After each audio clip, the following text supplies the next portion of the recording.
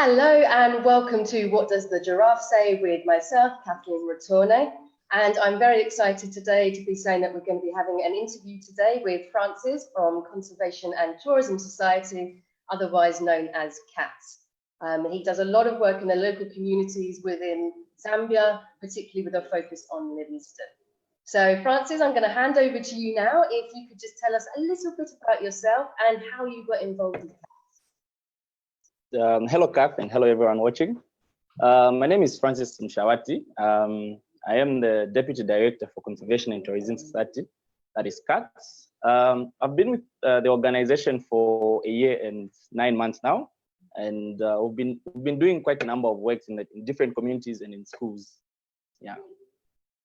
And what was it that made you want to work in conservation and help out in terms of educating people on the importance of the wildlife and the areas that they live in? Well, to start with, I have a bachelor's degree in environmental health. So that's, of course, something that I'm passionate about. I'm passionate about the environment. Therefore, joining CATS made me want to know more about the environment and actually have a different understanding about it, and to actually teach people the need to conserve the environment. And since Conservation and Tourism Society is equally something to do with wildlife, so we do wildlife conservation as well. Yeah, I am very passionate about the environment and wildlife. I mean, conservation in any country is notoriously difficult. You can't do a one-size-fits-all kind of approach to conservation work. What is the biggest challenges that you're finding in Zambia in terms of conservation, and then how do CATS combat that? Well, I think the biggest challenge here in Zambia is the knowledge gap. Most people don't really understand the need to conserve wildlife or the environment. So as an organization, we are doing our best to bridge that gap. Yeah, so we are teaching different communities on the need to conserve wildlife and, of course, the environment. Yeah. And what sort of process do you do? Is that just with the children, or is that with adults as well? Well, we have different groups. We teach children that between ages of maybe 7 to 12. Those we call them the baby class group, and then the adult group is the grade 6 students up to grade 8. Yeah. And do you find that they had any understanding about it previously, or is this something entirely different for them?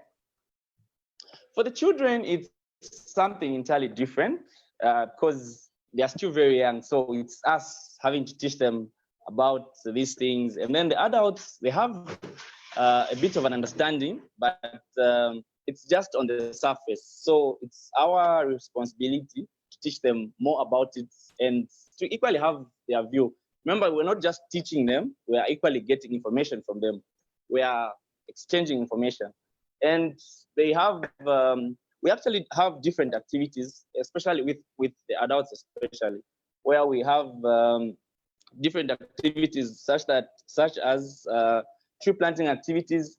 Most of people that participate in these activities are the adults. The children we just teach them, and yeah, a bit of game drives and whatnot, but for the adults, we do practical and theory activities with them.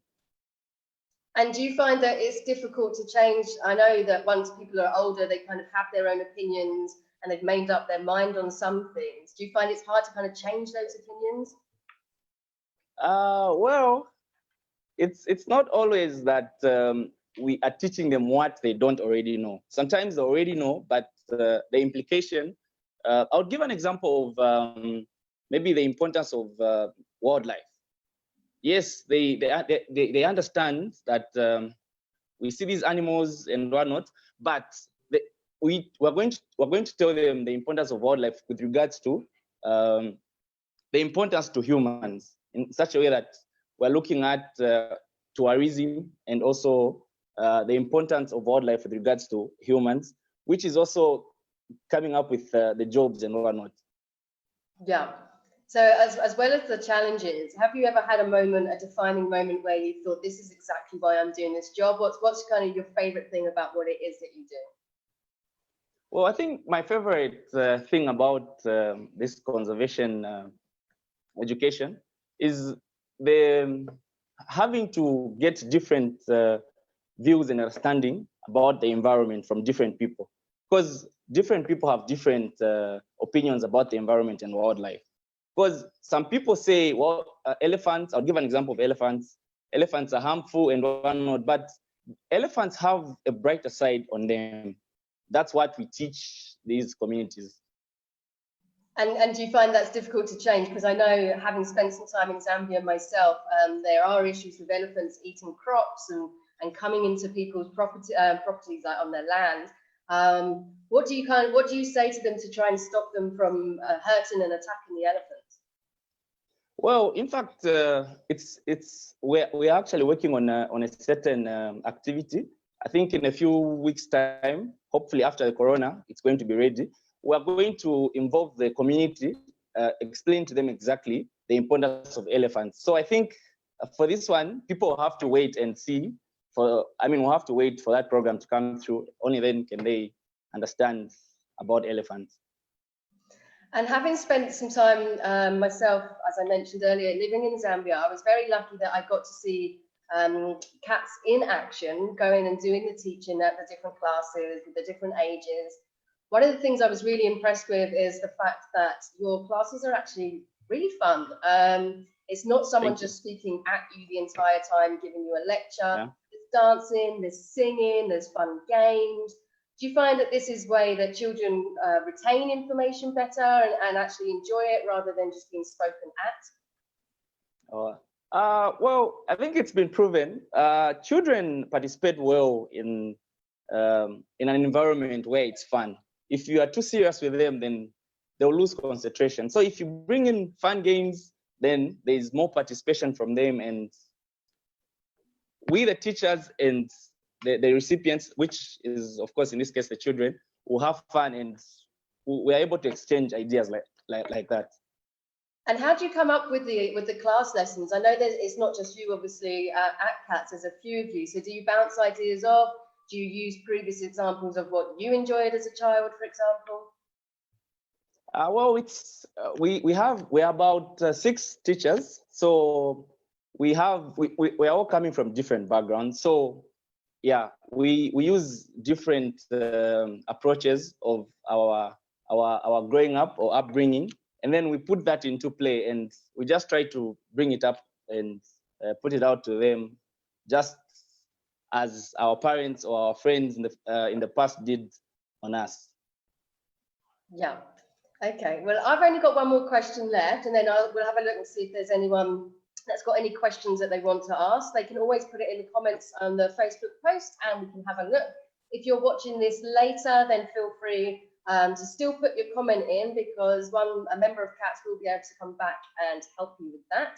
What you're doing is a really good initiative, and I think that there's been a lot of progress in conservation in Zambia and in Livingstone in particular. Obviously, you mentioned earlier about COVID. Now, how is that impacting what you're able to do? Obviously, are the schools still closed? Are you even able to do any education? I know you used to do litter picks with the community as well. Is that on hold now? What's the state of play there? Well, to be honest with you, COVID hasn't spared us at all. Being an organization that relies on schools and communities, of course, communities is in line with massive gatherings. We haven't been spared because all those things are not in play now because of the COVID-19. So schools having closed, we are unable to reach out to the kids in the schools because, of course, they are closed. Then communities, because of the restrictions by the ministry, we can't have massive gatherings. So it's really bad for us. But well, we try to interact on our Facebook page, but that has a certain limit because the children are unable to access the internet, of course. But then it's only limited to the adults because they're the ones with, of course, phones. Yeah. And is there anything that people can do at home to try and help to support you in these times?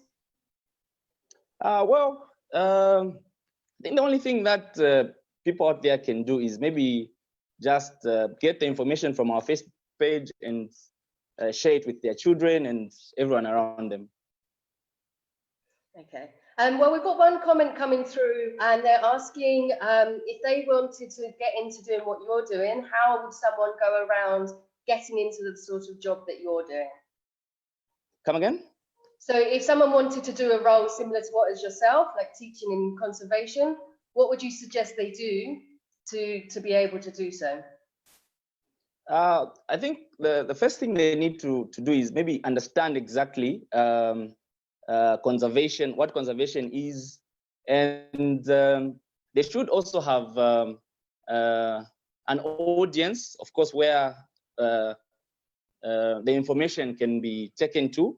So, but they can equally contact us. We can as well have a chat with them and see how best we can help them. Because we're a local organization, so we equally have our own problems and whatnot, but we are doing fine. We're doing fine, Kath. I'm glad to hear so. Okay, well, we'll wrap up here, but thank you so much, Francis, for taking the time to have a talk with me. Really appreciate it. I hope everyone back home enjoyed it as much as I did. It's a really interesting conversation. As I say, I'm actually genuinely passionate about what you guys are doing. I've seen it in action. I've seen how people react to your classes. So I think carry on keeping up the good work. I know things are really tough right now, but I'm very impressed with what you guys are doing. Yeah. Thank you, thank you, thank you. Excellent. Okay, well, thank you everyone for watching. Again, if you want to leave any comments below, please do so, and someone will be in touch with you shortly. In the meanwhile, enjoy the rest of your day. Thank you, you too.